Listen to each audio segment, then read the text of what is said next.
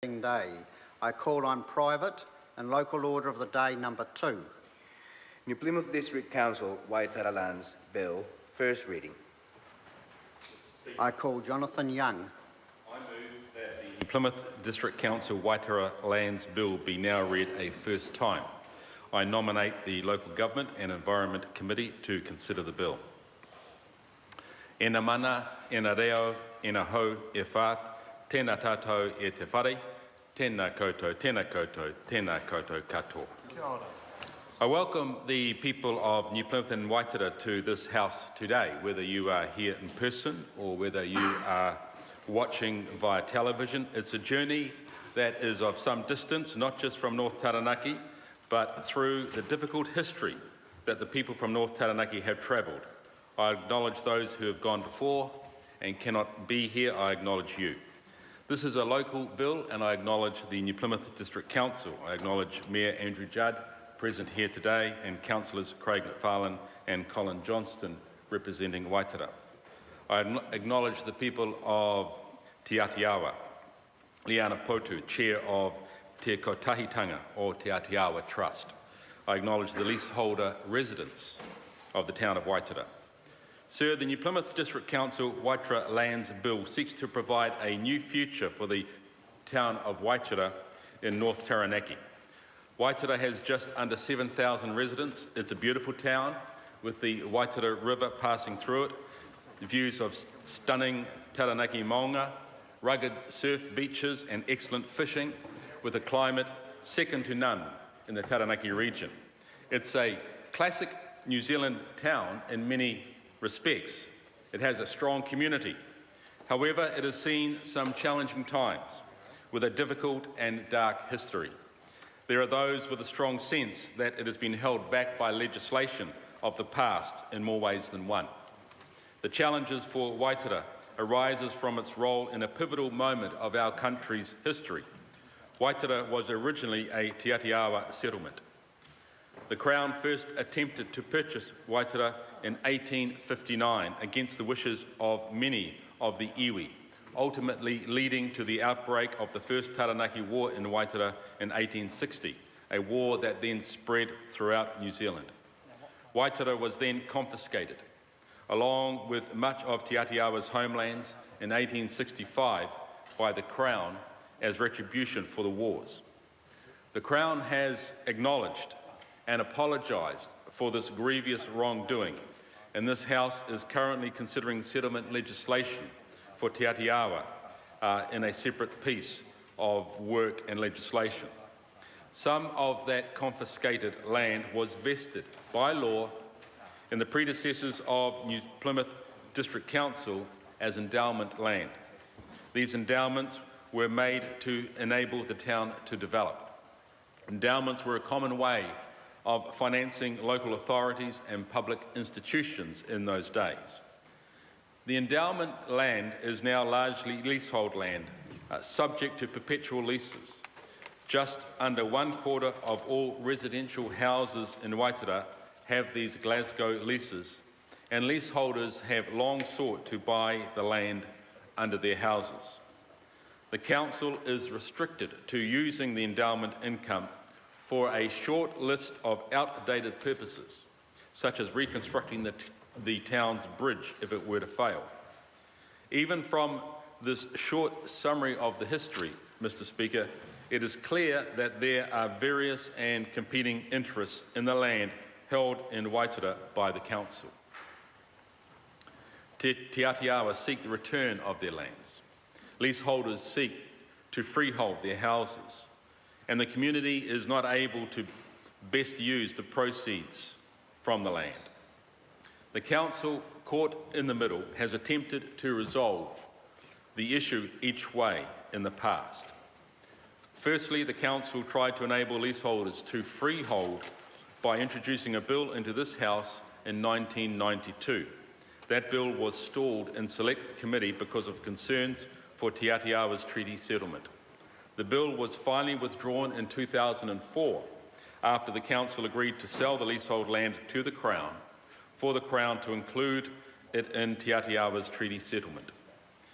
Following 6 years of court cases brought by the leaseholders challenging that change of direction, the Crown and the Council entered into a conditional sale and purchase agreement in 2010. Ultimately, Te Atiawa negotiators decided against accepting the land in 2014. Since then, the Council has worked with Te Atiawa and the community to present us with a new resolution of these issues for us to enact. The Council and Te Atiawa entered into a heads of agreement on the broad principles of the bill. The Council then developed the bill and consulted with the wider Waitara community. The Council listened and changed aspects of its original proposal as a result of feedback and has provided us with the bill. Because of this heads of agreement and the tripartite discussion, I entreat parties in this House to support this bill, at least through to Select Committee, where the Local Government and Environment Committee can call for submissions and the views of different groups can be heard before this Parliament. Sir, the New Plymouth District Council Waitara Lands Bill provides a way forward that benefits leaseholders, Te Atiawa and the Waitara community. Mr Speaker, it is for this House to decide whether to enable Waitara to move forward or to continue with the problems of the past. There are three main policy drivers in this bill.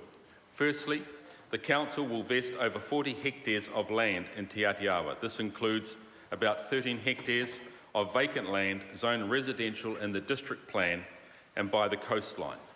Te Atiawa can use this to develop a new base in their Waitara homelands. Te Atiawa will also be acknowledged as the owner of 3 pieces of reserve land, with Council providing day-to-day administration. There will be joint decision-making on strategic issues for these reserves. And Te Atiawa will also have the opportunity to purchase over 30 hectares of land in Waitara in the future through rights of first refusal if the Council decides to sell. Secondly, leaseholders will have a right to freehold. They will finally be able to buy the land underneath their family homes. Rather than being bound by 21-year rent cycles and the difficulties that brings with the banks, leaseholders will be able to become part of the normal property market. This has been long sought after by leaseholders. Those that want to continue to rent can do so, safe in the knowledge that they have a statutory right to freehold at a later point. Thirdly, the proceeds from the leasehold land will be invested back into Waitara. Proceeds from about 80% of the land will be split evenly between New Plymouth District Council and the Taranaki Regional Council, and proceeds from the rest of the land will go solely to New Plymouth District Council. This reflects existing statutory provisions. New Plymouth District Council will create a dedicated fund administered through a new statutory board. Equal appointees from New Plymouth District Council and Te Atiawa will decide how the annual releases from the funds are allocated within Waitara. Taranaki Regional Council will prioritise its funds for Waitara, and Te Atiawa will have representation on its standing committees under the Te Atiawa Claims Settlement Bill.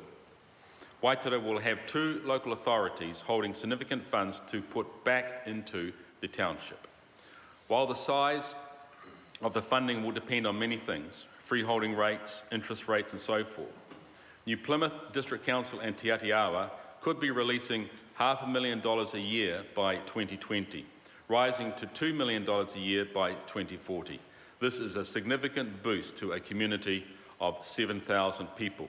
Waitara can be progressed positively with these funds. New Plymouth District Council and Te Atiawa will be equal partners in spending these funds to the benefit of the Waitara community. These funds could be used for a wide range of social, economic, environmental and cultural purposes, perhaps including commemorating Waitara's pivotal role in New Zealand's early history. Mr. Speaker, this bill enables the competing interests in the Waitara endowment lands to be resolved to varying degrees. Sir, it is a compromise and there remain unfulfilled dreams and aspirations. However, this bill provides a way forward to benefit Waitara, Te Atiawa and leaseholders. Mr. Speaker, I look forward to the day When Waitara becomes the jewel in the crown of North Taranaki, this bill will play a pivotal role in that journey. I commend this bill to the House. The question is that the motion be